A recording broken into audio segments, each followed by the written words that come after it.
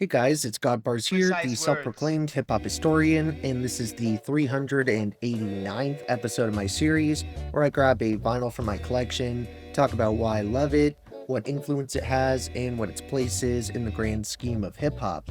So even though he's one of my favorite rappers currently doing it, and was probably the single biggest influence on me lyrically, back when I began rapping in early high school, Earl Sweatshirt has only popped up on the channel once before now, and that was a while back when I covered his 2013 studio debut, Doris.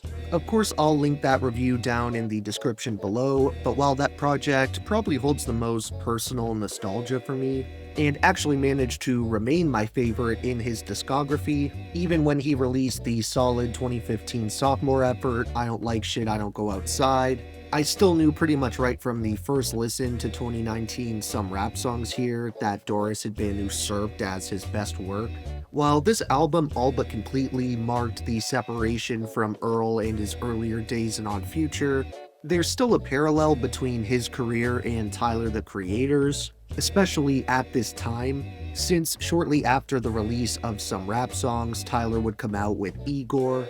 And while the two masterpieces don't share much aesthetically or stylistically, I do personally recall both fitting into the same group as Kendrick's To Pimp a Butterfly for me, in the sense where I heard the work right out the gate, and even before any of the reviews came out, I somehow knew they'd all be extremely well received, or at the very least I was sure that they'd click for a good amount of other listeners, the same way Give they did for precise me after words. the third or fourth listen. There were definitely a fair amount of fans who hated these works of art, as is basically inevitable with anything that truly breaks new ground, but one common thread across all three of these LPs is how I can vividly remember constantly seeing the contrarian stance of, oh, you can't possibly actually enjoy this, you were just saying it's good because other people said it was. Which I don't think I even really have to justify any further, since I feel like most viewers of this page are above that type of ignorance. I mean, not only would I love Some Rap Songs even if critics despised it, but I was already obsessed with it and had played it a good dozen times before the needle drop, Pitchfork, or really any platform had given it a rating. Because while Earl had already begun making the transition from grimy boom bap into more experimental, dark, and menacing territory on his previous full length, he took a much further leap than I think anyone really saw coming with this project. And even though he's managed to stay extremely consistent post 2019, in fact, he's been putting work out now more frequently than ever before, I feel like that output isn't too drastic of a change sonically. I'm not sure if it's just the fact that underground hip hop was a few years behind this muddy, lo-fi style for the most part, but even when the first single for this album dropped, which was Nowhere to Go, it became apparent very quickly that this was an entirely new Earl, as this track may have the single most unique and avant-garde instrumental on the entire LP, and it also seemed like the MC's voice had finally finished maturing, resulting in this deep register which, along with the slower paced delivery, fits like a glove over this insane batch of beats. I remember being surprised and impressed when I discovered this endeavor wasn't all produced by one person, because not only do all the songs flow together so well and share the same gritty, almost otherworldly quality, but they are also purposefully brief, which gives Earl the opportunity to craft a series of tracks that are extremely subdued and to the point, which results in moments where we often only get one or two short verses, but sometimes they take the form of a little segment that repeats as a kind of hook, like with Red Water, and it's because of this that overall the album Give plays kind of like a precise book of words. short poems where nothing is really expounded on or explained in detail. Instead, he's just giving you these bits and pieces that you kind of have to assemble meaning out of yourself. The relatively brief runtime of Some Rap Songs also contributes to its replayability, because you can really just throw it on anytime you have a free half hour, and I can recall listening to it back to back over and over again, because it's one of those experiences that, even just talking about it here, makes me want to drop what I'm doing and go give it another spin.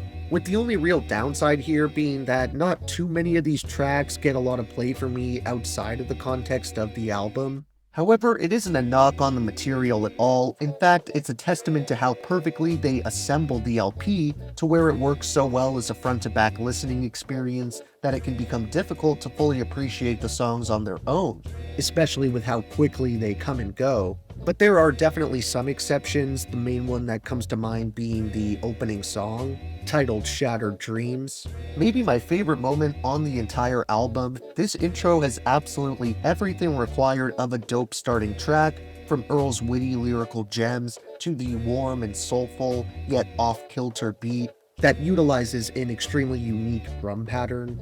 In fact, I believe it's one of the very few hip-hop beats that isn't in 4/4, though I may be mistaken, and perhaps it's just the way it's accented that tricks my brain into thinking it's an odd time signature. So if you're a bit more knowledgeable in music theory than me, feel free to correct me down below and let me know what it is that makes this instrumental feel so special. Either way, it's actually the writing that I'm focusing on here, and I think it's a great starting point to show how this isn't the Earl we were used to hearing, as just like the production, his lyricism takes a decidedly less is more approach this time around. He starts with a brief chorus, which also appears at the end of the track and goes, "Yeah, chief, get it 'cause we mean it.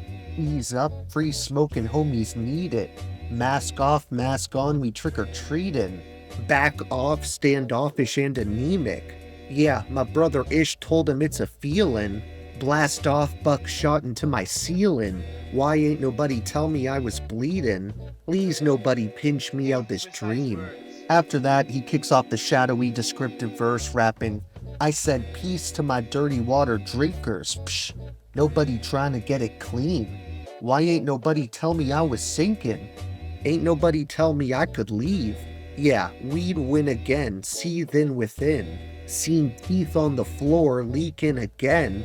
We hold the door, we built the bridge. We hold the courts, send a cease and desist to your thieves, homie. Please do abort, I could feel when you're forcing it. Still in a board-ridden boy, I'd take the tour chips and go and get some decent decor. Is you go ribbit or will you jump? Get some more ribbons for the born winners from the junk. People don't listen till they whole mission was a bust. No sit-up, but it's crunch time, shooting in the clutch. The midsummer sunshine found me on my ones, bass dripping. Hate swimming through your bloodlines. Motherfuck the judge, same going to the one time. Yeah, come and take a stroll in the mud. Dip a toe in it. Heard the hammer like a grudge. When you holdin' it close, we was on the cusp. It was holes in the boat. We ain't make a fuss, it's chosen. Even though the starting track kind of eases you in, keep in mind that some of the material here can get pretty experimental and abstract.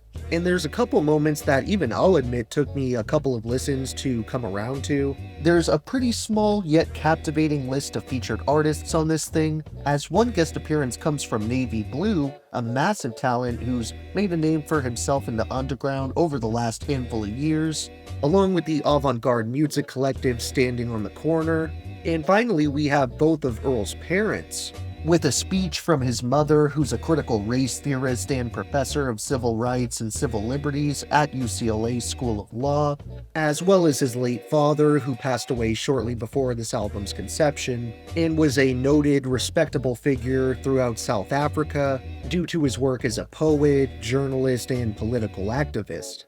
There may not be quite as much story and emotion connected to the production here, but we still do get a solid list of names who put together this top-tier set of beats, including Ade Hakim, Black Noise, Daryl Anthony, Denmark Vesey, Shamel of Standing on the Corner, Navy Blue, and Earl himself.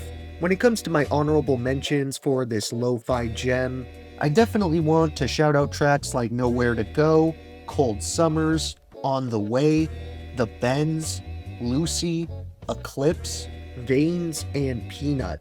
Then for my overall top 3 moments here, I think I'm gonna leave out Shattered Dreams since I already talked about how much I love it, and that would ultimately make my favorites the Mint, Red Water, and the beautifully serene outro instrumental, which ironically is titled Riot. Thank you for watching my 389th video. Next time we're touching on a super underrated duo that I doubt many of you have heard of before. So check in for that one, and if you enjoyed, be sure to like, subscribe, and let me know what your favorite moments are off of this magnum opus. Don't forget to have a great day, and I'll see you next time, okay? Alright.